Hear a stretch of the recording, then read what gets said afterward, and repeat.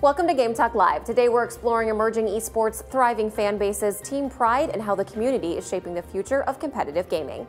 Let's get to it.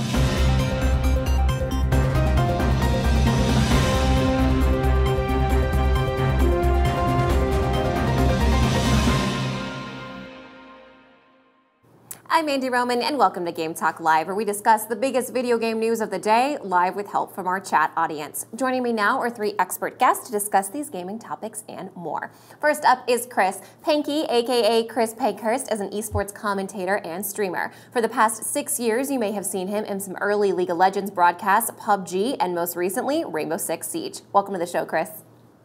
Thanks very much for having me. Also joining us today is Tony Morton, the lead systems and combat designer at Daybreak Games. He's an 8-year industry veteran who started in level design due to his passion for creating worlds that players can explore. He's also extremely passionate for all things Battle Royale and is excited to grow his skill set and bring some innovation to the genre. Welcome, Tony.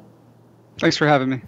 Also joining us is Kevin Kelly, the editorial manager at Activision, proving to his parents that he didn't waste those hours spent in front of the Atari 2600 during his formative years. Kevin has previously worked as a video game journalist for Joystick and G4 and as a member of the esports team at Riot Games. Hi, Kevin. Hey, Mandy. Good to see you. Likewise.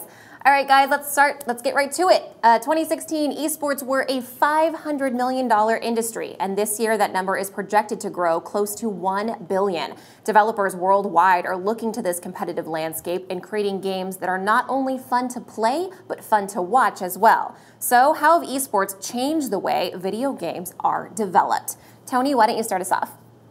Yeah, right on. So I think one of the biggest ways that we look at video games and development now in general is the watchability aspect.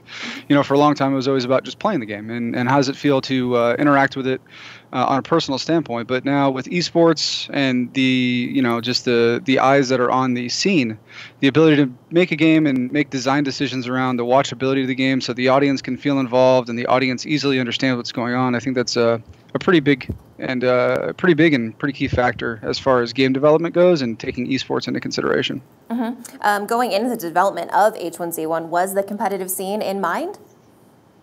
Well, you know, when we first started H1Z1, and it started out as a survival game a long time ago, and then we kind of split it off into the Battle Royale game, and little by little, the community actually started asking for more and more competitive events and competitive things behind the game, and so that's when we really looked at the game and decided to kind of embrace it and then start doing design decisions and tooling the game for what is now going to be the H1Z1 Pro League. You know, as we push forward, it's going to be the pinnacle of Battle Royale competitive scene, and we're excited to see this thing kick off tomorrow. Mm-hmm. Kevin, do you have any thoughts around this, around the actual games being developed for esports? Yeah, it's more of the game becoming competitive, and then the tools kind of come afterwards. I know at Riot we were big on developing the spectator tools that were used. Panky can talk a lot more to that, but those tools became more and more robust as the game was updated. Call of Duty, where I work now at Activision, we have a big Call of Duty World League. The codcaster in the game has developed every year and gotten more complex and made it more watchable. It's very challenging to make these games accessible to an audience, and you have tools like the in-game viewing, the codcaster being developed. But then on the other side of things, the broadcast side, Valve does things like with Dota 2 at the International. They added the noob stream to make it much more approachable for newcomers. So it's challenging, but development comes at it from one aspect, and then broadcast comes at it from another. Mm-hmm. So do you think the cost of a game determines its success as an esport? Are free-to-play titles more likely to have larger esport scenes or larger fan bases? Chris, what do you think? There's definitely an element of that to it, because that plays into the accessibility of a game. Yes, if a game is free to play, people are more inclined to pick it up and try it, but it's still got to be a good game for them to want to do that. If you make a great game that has a $30 to $50 to $60 price tag on it, if it is that good of a game, people are still going to be willing to shell that out for it. So it is an initial hurdle that you've got to get over if you've got to convince them to make that purchase. But if you make a great game behind it, it's going to be a great esport, and people may not be as worried to pay their money. Mm-hmm. And what about console exclusivity? Do you think that has anything to do with it as well, Chris? Again, there's definitely some challenges to that, because it shrinks your potential player base. It makes it a little bit less accessible for some players. But if the game is good enough, if the competition is good enough, it's going to bring players over. It's going to have a community that gravitates towards it if they wish to go that way. But from a developer standpoint and from a growth standpoint, the more platforms you can put it on, the easier chance you're going to have of bringing players in. Kevin, has that been a challenge for you at Activision? I mean, with a title like Call of Duty that's available for maybe PC and for console, has that been challenging at all? No, I don't think it's been challenging at all. We play the Call of Duty World League is played on PlayStation 4. That's who's our sponsor and that's who presents it. But the game is available on PC and Xbox One and PlayStation 4. So I think that, like Panky was referencing, it expands the audience. People that watch it then want to play it, they want to get into it, and then vice versa. People that play may go pro through the ladder system and the challenger system. Tony, was H1Z1 going free to play right before the Pro League got announced? A strategic move on your guys' behalf? Well, we're anticipating the amount of eyes that'll be on the game with the Pro League, and the ability to have kind of that Joe to Pro path, as we like to call it. So yeah, it was a strategic move on one side. It's when you watch something, especially like Battle Royale, and you watch the spectacle that is BR Esports, it's going to be one of those things that we feel like people are going to be excited and something they're going to want to hop into. From the viewership standpoint, it's easy to understand, and we want to make sure that people have the best chance of accessibility as they can. So we've seen some titles abandon offline or single-player modes altogether in favor of multiplayer online-only play. Does this condition the audience to expect a transition into esports? Chris? I don't think the ditching of the offline and single player conditions towards esports. It definitely forces them towards the multiplayer and the social side of things. But there is still a big portion of the casual gamers and casual market out there that still don't like esports. You still regularly see articles about new games coming out and developers saying they're making a push for esports. And a lot of people in the comments will be along the lines of, I don't care about esports. I'm not here for that. I'm playing the game because I love your games and I love what you've made. And if the game they've made is a great multiplayer game, regardless of the competition side of it, those fans will still play it for that side. You'll have people that like the single player version of it. You'll have people that like the offline accessibility of the game that'll be upset about that. But ultimately, if the standalone multiplayer part is fine, people will love it with or without an esports caveat attached. Do you think that more games should allow for spectator or custom game modes? I mean, we talked a little bit, Kevin mentioned this. Does this help to kind of foster skilled competitive play? I mean, Kevin, do you want to elaborate a little bit this with Riot specifically? I think it definitely does. When games can put that in the game and you can access it as a spectator or as someone who's maybe broadcasting games on an amateur level, it helps create a groundswell from kind of the casters to the players and beyond. When you can have those tools at your disposal, kind of the same tools that the broadcasters have, it gives you a lot more flexibility and it gives you the ability to learn and the ability to grow in the broadcast sense. As a player, I know that I've spectated many games, especially when there's pro players that are available to spectate. It's almost like a cheat sheet that gets you into the game and lets you see how they play. Not that I'll ever be at that skill level, but being able to see through their eyes. Like imagine if you could jump into the helmet of a quarterback during an NFL game, it would be awesome. Or even the control booth of the NFL would be really cool. And I think that's what having those tools available lets you do. Chris, were those tools helpful in your early days of casting? I mean, yes, when I started playing League of Legends, it didn't have these. It wasn't a proper spectate tool. When I started, it was two invisible Teemos that would sit in a base as a sixth player on each team, and it was there. So then Riot announced and put out the proper spectate client for the first time, and that's what I jumped into, and that kick-started my commentating career because it was the first time it made commentating and made it accessible to anyone outside already Riot employees or Riot contractors. Games that put that in from the start don't just open it up to esports and the competition. It's content creation as a whole. You've got YouTubers, you've got streamers, you've got other companies that are looking to make content around promotional activities. Whether it's a competition or whether it's just for the fun of making an amusing video, having the ability to jump in and manipulate what you can see and manipulate how you experience the game opens the whole universe of that title to a massive, wider audience. And naturally, if the game is good enough and if the players enjoy it enough, then they will also say, well, we can make this competitive and we can show the world is competitive using these tools. And we can then teach more people how to play it using these tools. And then people can go away on their own, use these tools on their own and learn even further about it. And it will snowball down the line of getting a better understanding and a deeper understanding of the game just because this feature is there and available to them. Sure. Tony, is that an aspect of H1Z1 that you're seeing players utilize? Are there tools or things that they can do to kind of understand more? Yeah. Yeah, absolutely. I mean, I think Chris said it really, really well. It's a tool set that's indisposable for the player base. You know, a community gets a hold of spectate tools, and all of a sudden, before you know it, on social media, you've got all these crazy videos that come in. And the development of those spectate tools are important for not only for the home user, but also obviously for competitive. One of the challenges that we face in BR is the fact that we've got to keep an eye on 75 people at the same time. Luckily, with a lot of the competitive stuff being based around teams. The teams kind of, you know, they move in a group, in a tight group, so it's more about focusing on 15 groups. But there's some unique challenges with spectating Battle Royale due to the number of players and due to the number of teams all on the map at the same time. But at the in return from that, the additional tools that we do get are tools that, you know, the users at home that have access to the hosted game servers who have these kinds of tools, they can make really cool content. We have, you know, quite a few outstanding individuals in the community that continually develop videos and just trailers and whatnot that are really awesome. And if it wasn't for those tools, it would never exist. And it's just a really good way to capture those moments and memories that wouldn't be able to otherwise. Mm-hmm. So, Kevin, are there any challenges for the Call of Duty esports scene with a new title released every year? Or is it a pretty easy transition just to roll over to the new title?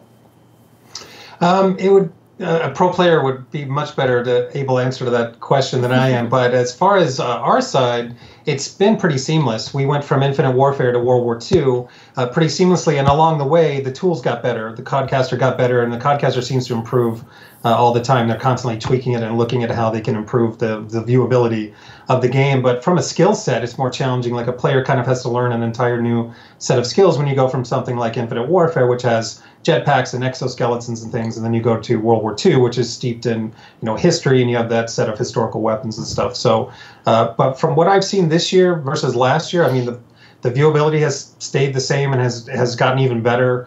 The audiences are there. Our challenger system has gotten better, and the way for people to go from, as Tony mentioned, from Joe to Pro has improved as well. So, from my point of view, it's done nothing but gotten better. Mm-hmm. All right. So I have to ask, can you tell us anything about Black Ops 4? I can tell you there's a big reveal event coming on Thursday, May 17th, so you won't want to miss it. All right, it's time to take a quick break, but before we do, I want to ask our viewers to leave us a comment on this video or tweet us at Game Talk Live, letting us know what topics you'd like to see us discuss on the show. We'll be right back. We have 75 players in tier 3. Let me hear you make some noise.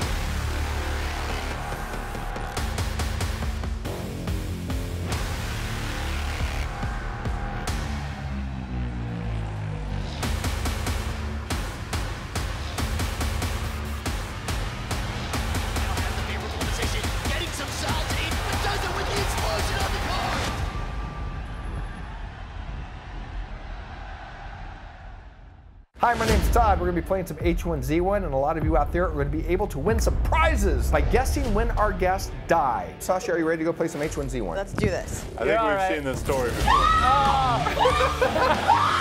We got a lot of guests tonight from all over the world. They're competing for a trophy, our Champion of the Night prize. Which one of you is going to be the best player tonight? Anybody that comes in my way is done. Get a helmet, get a backpack, get a rifle. Or just hide and hope I get lucky. He's feeling the earth. That's a very Native American approach to battle. I give the people what they want to see.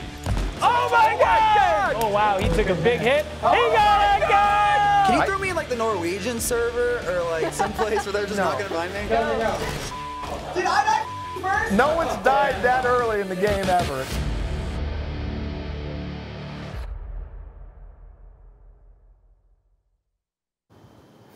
All right, welcome back, everybody. As esports have taken off, countless loyal fans have emerged to cheer on their favorite players and teams. We now see thriving communities, new ways of spectating, and growing expectations across genres. So Panky, how have you seen casting and the analyst desk evolve with these changes? It's really helped set stories. Ultimately, as a commentator, that's what you're there to do. You're there to tell the story of each game. Back when it was just a case of a game or a tournament every weekend, as to now when you're looking at teams and leagues and games with leagues that are taking the place in the entirety of a year with world finals on an annual basis, you're telling a story of that team and the players on it over the course of that entire year. And then you've now got fans that have been following them as closely or closer in some situations than you that entire way through. So you've really got to keep yourself on top of the game, really got to keep yourself on top of what it is you're talking about when it comes through, because you have these diehard fans now that will pull you up on every little detail if you get something slipped up along the way, because they know these players and they know these teams inside and out, and they live and breathe for watching them compete. Yeah, is that exhausting? It can be, yes, but it's part of the job. It's part of what I love to do. It's part of, I know what a lot of other commentators love to do, keeping up with these teams, keeping on that knowledge and not making these mistakes, telling these stories throughout the year. It's part of the fun. It's part of what I love. Sure. So how has live streaming been pivotal in elevating esports? Kevin, why don't you start us off on this one? Live streaming has been pivotal in the fact that it's given you so many more platforms for people to watch these games that are being played. When I was at Riot, we were doing our games. You had pro players playing on Twitch all of the time. You could watch them when the games aren't happening, and imagine being able to watch Tom Brady practice in his backyard and have casual commentary with the fans, and that live streaming element was a huge boost in the arm for viewability, and like Panky said, in making these players into personalities, into people that you wanted to watch. And that goes for the casters as well. Many casters I know will live stream as well and get to know their audience. They'll answer questions, they'll make it fun, the players as well. And to me, that's just been a huge boon to the entire industry as a whole. Mm-hmm. Chris, have you noticed that as well, that live streaming has just been so integral to the success of esports? Definitely, as Kevin said, the players become more of a personality of it. You've seen superstars grow up because of that. Yes, and a level of commentators and stuff too. You will often find that we don't have time to go through and analyze an entire League of Legends or a Dota 2 match in the time you have on an analyst desk, because that bit's got to be short so you can get into the next game. But now these analysts can go home, do their own stream for as long as they want, and deep dive on some of these games and some of these moments with their fans and with the hardcore community that want to hear that extra information. Mm-hmm. And they get this extra attachment to that analyst and to the fans and to the players and the teams because of it as well, that you couldn't have if it was just all right, here's a 2-hour broadcast, we've got to fit 3 matches in this space. You got 3 minutes on each analyst desk. Good luck. But you go home, you've got 8 straight hours of, right, I'm free. I can just sit down, chill out, and relax with my audience, and we can talk about this game for as long as we want. And that's access that you don't get with traditional sports. You don't get with a lot of the Olympic broadcasts and stuff. People can go home now and they get everything. Mm-hmm. Tony, what about you in terms of the H1Z1 community? How has streaming affected that? Well, it's huge, right? If you look back at the H1Z1 and really a lot of the action on Twitch, they kind of grew together. So the H1Z1 craze, when it started, a lot of the guys and girls on Twitch that were streaming it, the communities grew, the game grew, and on the development side, it gave us pretty unique tools as well, especially when it comes to the competitive side of things, because they stream scrims all the time, which the competitive matches just inside the community. And what it gives us is it gives us a chance to watch it, kind of get inside. It gives us more tools to analyze what's going on in the game, more ways to balance it before actually having to go to something like the Pro League, as well as other little things too, which it's easy to overlook. Whether it's somebody sees a bug in the game and they're able to clip it and send it to you directly, and you're like, oh, okay, cool. And where before it might be kind of vague, you can actually watch what they did, have a repro step for it. So just in general, the Twitch streaming, and it's been just a priceless asset. Yep. DN Street in chat says live streaming is very good for esports. Watch players make big plays, then you don't forget them, or you can clip them out, like Tony said. Tony, I want to talk to you a little bit about the H1Z1 Pro League. They just announced their real-life hoodies based off the in-game hoodies that avatars can wear. So was there a plan for branded gear going into the league? Yeah, so it's if you look at any other kind of big league, whether it's the NFL or the NBA, anytime there's you start to grow a fan base, people want to rep and they want to rock the gear that their teams are wearing. And so this was a effort for, let's get the gear in game. We'll also get the gear available in real life, and it's a way to kind of represent who you support when you're outside of the game.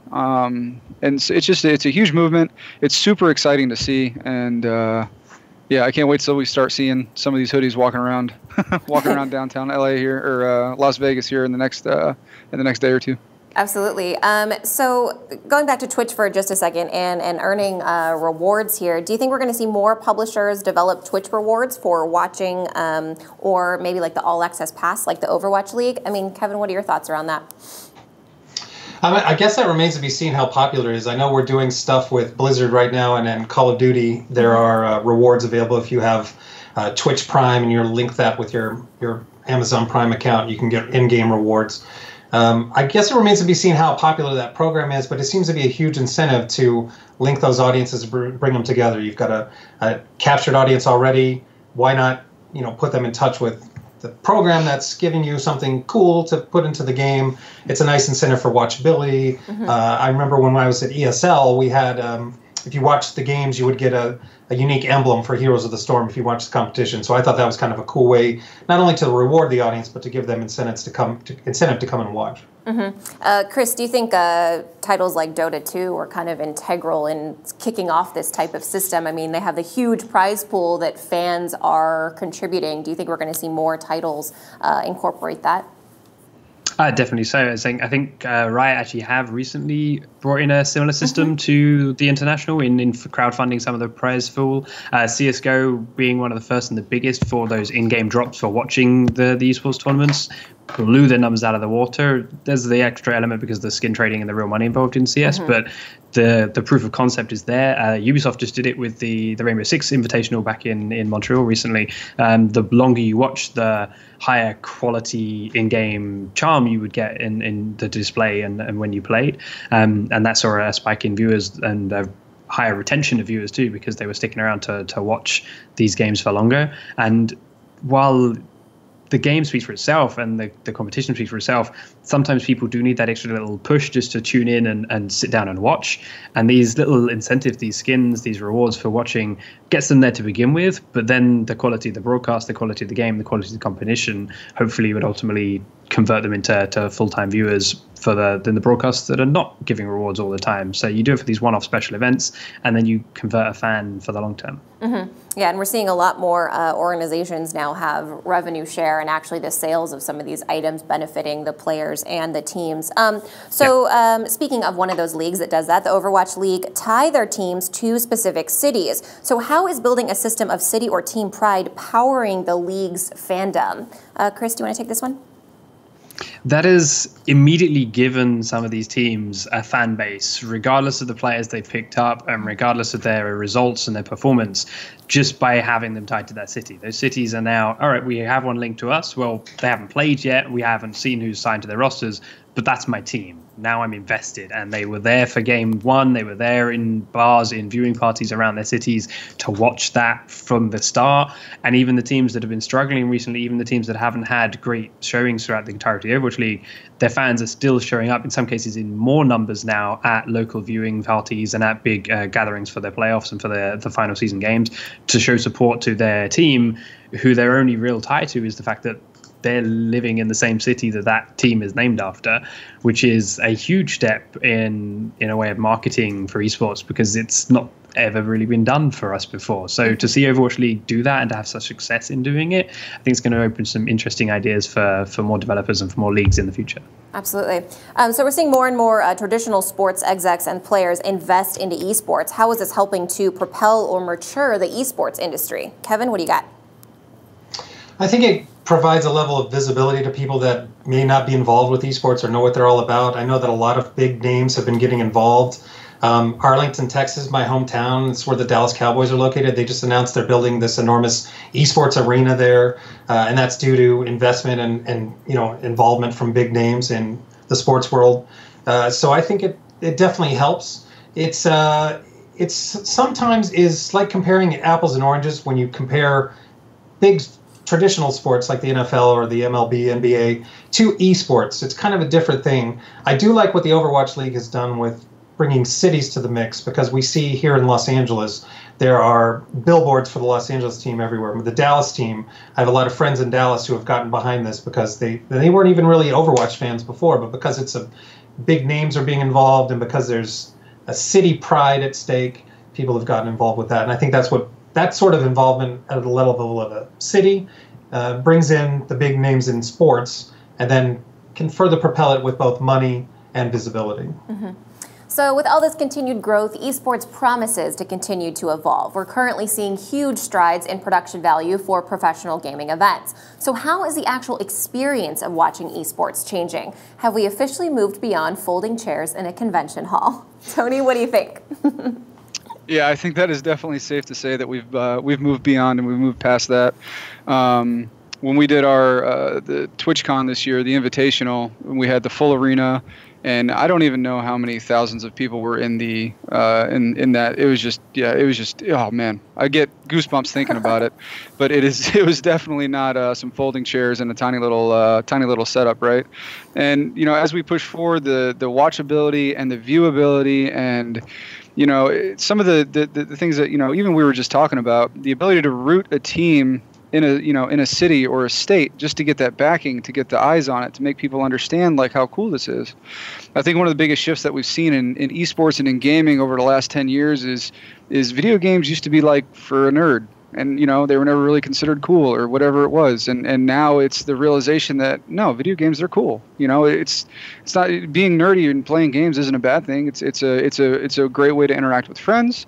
It's a great way to grow communities. And as this generation continues to age and get older, it's only going to mature and get even bigger and bigger and bigger. And so as the future progresses and as we move forward, I think that this thing is going to explode as people just grow up and video games are just a thing. It's no longer the nerdy thing, but it's the thing to do. Mm-hmm. So what's next for esports? Are there any upcoming trends you're seeing in the space? Chris? I don't know. It's going to continue growing. I think that's there. I think, as you say, the city ties will be a big thing. But honestly, beyond that point, I'm not really sure. We saw it tackle in and try a hand at the Winter Olympics coming up recently, but I'm not sure whether that was really, or who would consider that a success on part. It was a good tournament. It was a great event for StarCraft 2 in terms of an esports event, but I don't feel like it really benefited from being tied to the Olympics, and I'm not sure the Olympics really benefited from being tied to the esports side of it. It could have stood its own on its own IEM event as is, and I think that's part of the brilliance of esports, in that we've started very much on our own. It started as nerds in a basement playing tournaments together and getting more nerds in a basement playing ones together, and it grew. And now we are at this point where it's a multi-billion-dollar industry, and we are going to continue to be a bigger industry as it goes.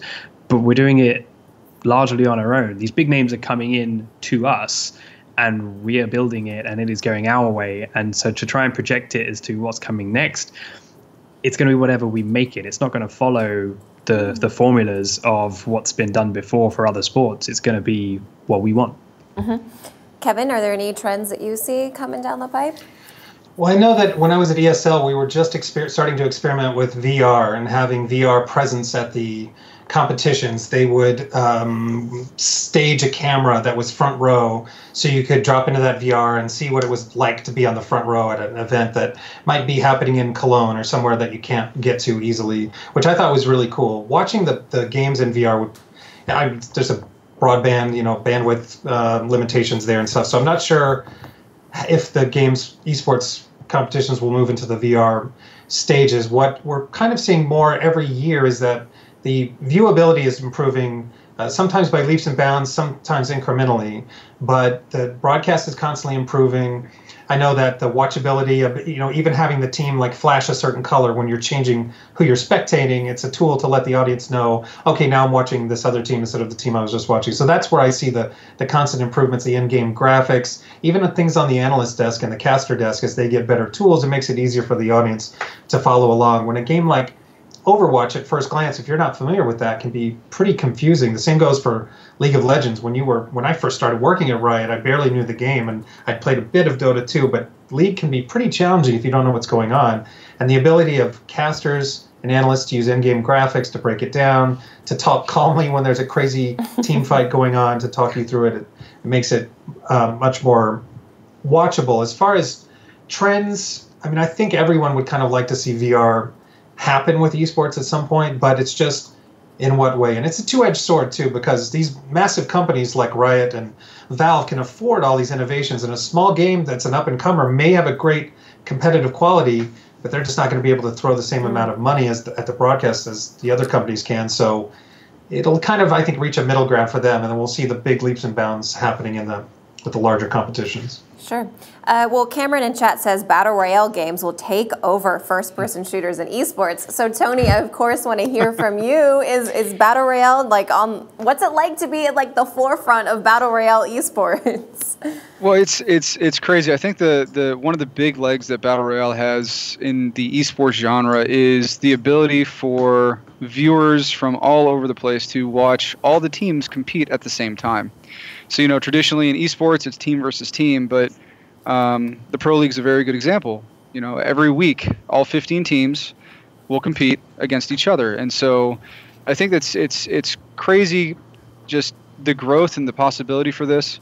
As we push forward, I think the big thing for Battle Royale is due to the watchability. It has a very solid chance to continue to grow.